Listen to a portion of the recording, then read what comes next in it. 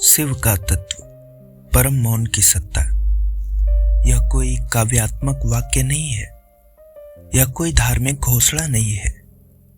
यह श्री अरविंदो के दर्शन का सबसे कठोर और सबसे गूढ़ निष्कर्ष है। शिव को समझने में मनुष्य की सबसे बड़ी भूल यह रही है कि उसने शिव को कुछ समझने की कोशिश की।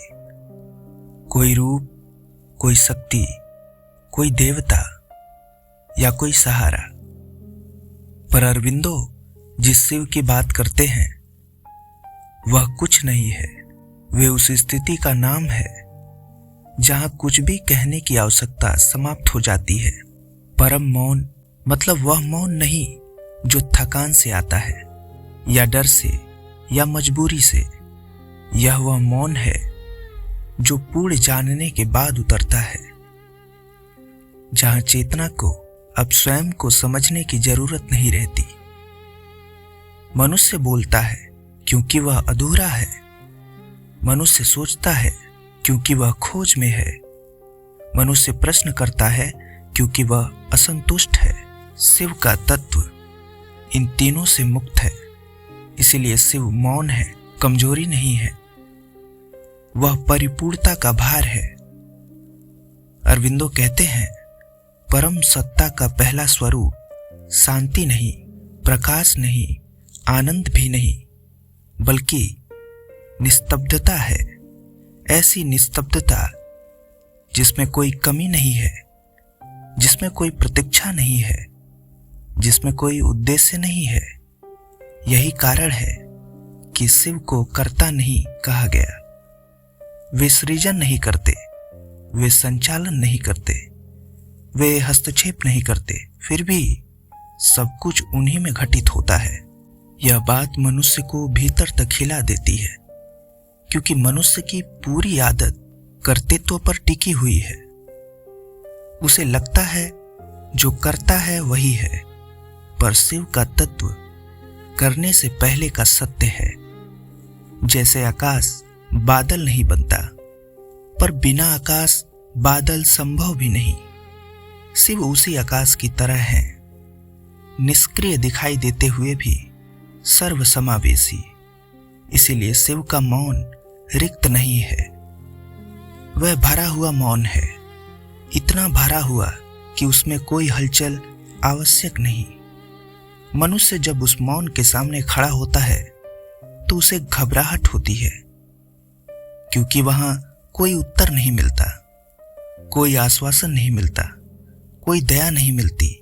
वहां केवल तथ्य मिलता है, जो है वही है। अरविंदो के लिए यही शिव का सबसे क्रूर और सबसे करुण रूप है। क्रूर इसलिए कि यह अहंकार को जीवित नहीं रहने देता, करुण इसलिए कि यह भ्रम से मुक्त कर देता है। शिव शमशान में इसीलिए रहते हैं क्योंकि शमशान किसी देह का अंत नहीं, किसी पहचान का अंत नहीं। वहां कोई नाम काम नहीं आता, कोई पद, कोई इतिहास, कोई उपलब्धि। परम मौन की सत्ता वहीं सबसे स्पष्ट होती है। जब कुछ भी कहने योग्य नहीं बचता, जब कुछ भी बचाने योग्य नहीं बचता, जब कुछ भी पाने योग्य नहीं बचता, ध्यान में जब विचार रुकते हैं तो जो खालीपन महसूस होता है वह खालीपन नहीं है, वह वही शिव का तत्व है जिसे मन सहन नहीं कर पाता। इसीलिए अधिकांश साधक वहां से लौट आते हैं।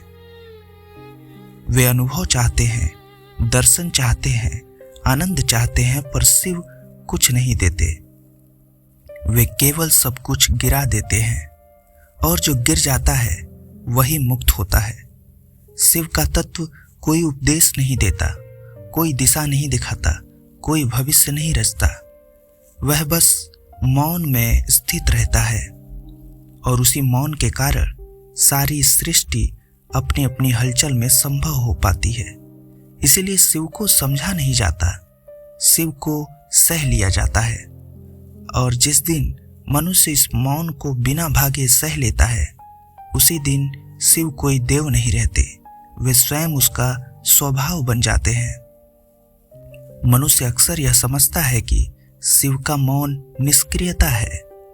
वह सोचता है जो कुछ नहीं करता वह क्या बदल सकता है, पर यह सोच क्रिया प्रधान चेतना की सीमा है। अरविंदो कहते हैं परम सत्ता परिवर्तन नहीं करती, वह परिवर्तन को संभव बनाती है। शिव का तत्व किसी घटना में नहीं दिखता, वह हर घटना के पीछे छिपा रहता है। जिस क्षण तुम किसी कारण को पकड़ लेते हो, समझ लो तुम शिव से दूर हो चुके हो, क्योंकि कारण भी गति है और शिव गति के पार है। मनुष्य पूछता है यदि शिव मौन है तो सृष्टि में इतना शोर क्यों है। यह प्रश्न ही यह दिखाता है कि मनुष्य अभी मौन को समझा नहीं। शोर शिव के विरुद्ध नहीं है, शोर उसी मौन की सतह पर उठती लहर है। जैसे समुद्र की गहराई में पूर्ण शांति होती है और सतह पर तूफान, वैसे ही शिव की सत्ता अचल है और प्रकृति की हलचल उसके ऊपर घटती है। अरविंदो के दर्शन में शिव और शक्ति का संबंध विरोध का नहीं, आधार और अभिव्यक्ति का है। शिव मौन है ताकि शक्ति बोल सके, शिव स्थिर है ताकि गति संभव हो सके। यदि शिव भी बोलने लगे तो ब्रह्मांड बिखर जाएगा। यदि शिव भी हस्तक्षेप करने लगे तो सृष्टि का संतुलन टूट जाएगा। इसीलिए परम सत्ता दूरी नहीं बनाती, वह तटस्थ रहती है और यही तटस्थता मनुष्य को सबसे अधिक चुभती है, क्योंकि मनुष्य चाहता है कि कोई पक्ष ले, कोई उसके पक्ष में खड़ा हो, पर शिव का मौन किसी का पक्ष नहीं लेता। वह सत्य का पक्ष भी नहीं लेता, क्योंकि सत्य भी एक अभिव्यक्ति है। शिव उस बिंदु पर है जहां सत्य और असत्य दोनों शांत हो जाते हैं। यही कारण है कि शिव को समझने वाला व्यक्ति धीरे धीरे कट्टर नहीं रह पाता। वह किसी विचार के लिए मरने को तैयार नहीं होता, वह किसी मत के लिए लड़ने को उतावला नहीं रहता, क्योंकि उसने देख लिया होता है कि हर विचार मौन से उठा और मौन में ही लौट गया। शिव का तत्व मनुष्य को निष्क्रिय नहीं बनाता, वह उसे अनावश्यक क्रिया से मुक्त करता है। ऐसा मनुष्य कम बोलता है पर उसका मौन भारी होता है। वह कम प्रतिक्रिया देता है पर उसकी उपस्थिति परिवेश को बदल देती है। यह परिवर्तन प्रचार से नहीं आता, यह प्रभाव दिखावे से नहीं आता, यह उसी मौन से आता है जो भीतर स्थिर हो चुका है। अरविंदो कहते हैं जब चेतना अपने मूल आधार में टिक जाती है तब कर्म स्वतः शुद्ध हो जाता है, उसे सुधारने की आवश्यकता नहीं पड़ती। इसीलिए शिव का तत्व नैतिकता सिखाने नहीं आता, वह चेतना को इतना गहरा कर देता है कि नैतिकता स्वाभाविक परिणाम बन जाती है। यह बात साधारण मनुष्य के लिए खतरनाक है, क्योंकि यह नियम चाहता है, संहिता चाहता है, सीमा चाहता है, पर शिव सीमा नहीं देते, वे सीमा गिरा देते हैं और सीमा गिरते ही मनुष्य अकेला खड़ा हो जाता है अपने ही अस्तित्व के सामने। यही वह क्षण है जहां या तो व्यक्ति शिव से भागता है या शिव में उतर जाता है। जो भागता है वह फिर किसी देवता को पकड़ लेता है, किसी विचार को, किसी गुरु को, और जो उतर जाता है वह धीरे धीरे खुद से भी मुक्त हो जाता है। उसके जीवन में अचानक कोई चमत्कार नहीं होता, कोई दिव्य घोषणा नहीं होती, कोई विशेष पहचान नहीं मिलती, बस एक बात बदलती है। अब उसे अपने होने का बोझ नहीं उठाना पड़ता, क्योंकि वह जान चुका होता है कि होना उसकी जिम्मेदारी नहीं थी। शिव का तत्व यही अंतिम बोध है कि अस्तित्व तुम्हारे प्रयास में नहीं टिका है, और जिस दिन यह समझ उतर जाती है उसी दिन परम मौन की सत्ता कोई दर्शन नहीं रहती, वह तुम्हारी स्वाभाविक अवस्था बन जाती है। उस मौन में न मुक्ति का उत्सव है, न बंधन का शोर, बस एक स्थिर, निरपेक्ष, अडिग उपस्थिति। और भीतर उतरने पर यह स्पष्ट होने लगता है कि शिव का मौन कोई अनुभव नहीं है जिसे पकड़ लिया जाए, वह भूमि है जिस पर अनुभव आते जाते हैं। यहाँ एक सूक्ष्म भ्रांति टूटती है। मनुष्य समझता है कि वह मौन को प्राप्त करेगा, पर यह सत्य यह है कि मौन ही धीरे धीरे उस प्राप्त करने वाले को मिटा देता है। अरबिंदो इसी को चेतना का उल्टा प्रवाह कहते हैं, जहां साधना आगे नहीं बढ़ती बल्कि पीछे लौटती है, मूल की ओर। जैसे नदी समुद्र में जाकर कुछ नया नहीं पाती, बस अपना नाम खो देती है। शिव का तत्व इस बिंदु पर भक्ति भी भार बन जाती है, क्योंकि भक्ति में अभी भी मैं बचा रहता है, जो किसी से प्रेम करता है। पर परम मौन की सत्ता में प्रेम करने वाला भी घुल जाता है, प्रेम भी रह जाता है, पर बिना कर्ता के। इसीलिए शिव का मार्ग भीतर से कठोर लगता है। यह सहारा नहीं देता, यह छीन लेता है। मनुष्य जब भीतर और गहराई में उतरता है तो उसे पहली बार यह अनुभव होता है कि उसकी सारी पीड़ा घटनाओं से नहीं आई थी, बल्कि उस आग्रह से आई थी कि चीजें वैसी हों जैसी वह चाहता था। पर शिव का मौन किसी आग्रह को स्वीकार नहीं करता। वह न विरोध करता है न समर्थन। वह बस जो है उसे रहने देता है। और यही असहनीय है, क्योंकि मनुष्य रहने नहीं देता। वह बदलना चाहता है, सुधारना चाहता है, नियंत्रित करना चाहता है।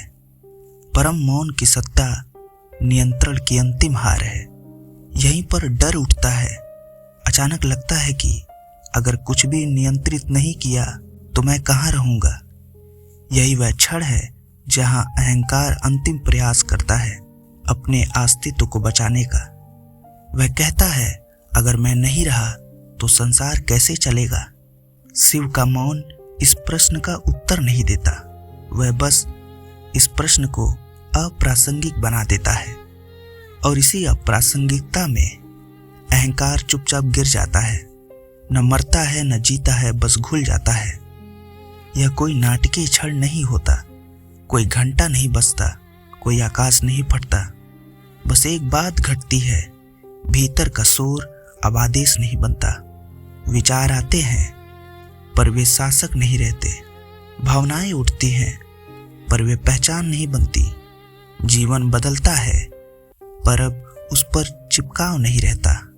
अरबिंदो इसे शांत आधार में स्थिर चेतना कहते हैं। यह स्थिति न संन्यास है, न गृहस्थी, न संसार से भागना, न संसार से उलझना। यह भीतर की वह स्थिरता है जहां संसार स्पर्श करता है पर बांध नहीं पाता। शिव का तत्व यही प्रकट होता है, कोई रूप लेकर नहीं, कोई संदेश लेकर नहीं, बल्कि एक अदृश्य स्थिरता बनकर। ऐसी स्थिरता जिसे कोई छीन नहीं सकता, क्योंकि यह किसी से ली ही नहीं गई। इस अवस्था में मनुष्य धार्मिक नहीं रह जाता, पर अधार्मिक भी नहीं बनता। वह किसी पक्ष में नहीं खड़ा होता, पर सत्य से दूर भी नहीं होता। वह बस गवाही बन जाता है, और गवाही सबसे शुद्ध कर्म है, क्योंकि गवाह हस्तक्षेप नहीं करता, फिर भी सब कुछ देखता है। शिव का मौन यही अंतिम साक्षी है। वह तुम्हारे दुख का भी साक्षी है और तुम्हारे सुख का भी, पर वह किसी को पकड़ कर नहीं रखता। इसलिए जो इस मौन में टिक जाता है वह धीरे धीरे डर से मुक्त हो जाता है।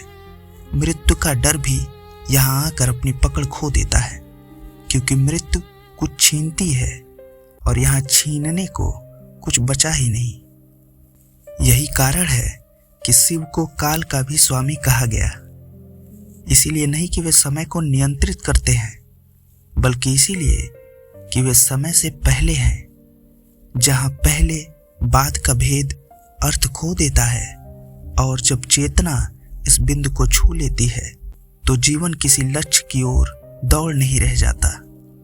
वह एक शांत प्रवाह बन जाता है, न जल्दी न देर, बस जो घट रहा है उसके साथ पूर्ण उपस्थिति। यही शिव का तत्व है, परम मौन की सत्ता। कोई उद्घोष नहीं, कोई दावा नहीं, बस एक ऐसा मौन जो अब तुम्हारे भीतर है और तुम उसके भीतर, और यहाँ आकर कहने को कुछ भी शेष नहीं रहता।